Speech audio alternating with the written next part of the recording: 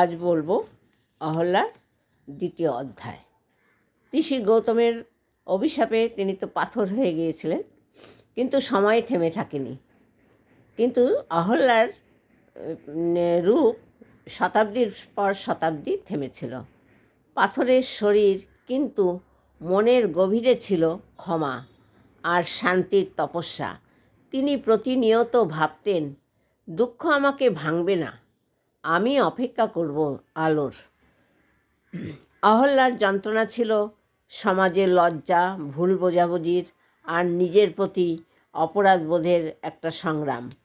তবু তিনি ভাঙলেন না।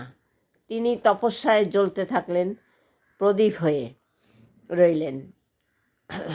অহল্যার তপস্যার অবশেষে এলো।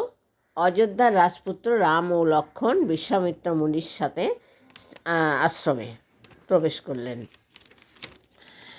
রাম অহল্যার এই রূপ দেখে, পাথরের রূপ দেখে বললেন, মা, তোমার তপস্যা, তোমার সততা সব পাপ থেকে মুক্ত করেছে। রামের পায়ের স্পর্শে পাথরের অবয়ব কেঁপে উঠল। অহল্যা ফিরে পেলেন দেহ, শক্তি ও সম্মান। আলোর তার চোখে আলো। অহল্যার ফিরে পেলেন দেহ, শক্তি, সম্মান ও আলো। তার চোখে জল, কিন্তু সেই জল দুঃখের নয়, মুক্তির। কেউ ভুল করলে শাস্তি হয়, কিন্তু ক্ষমা করা বড় শক্তি। সমাজ ভুল বুঝতে পারে, কিন্তু সত্য একদিন উজ্জ্বল হয়। আলো ও অপেক্ষা ও বিশ্বাস মুক্তির পথ দেখায়।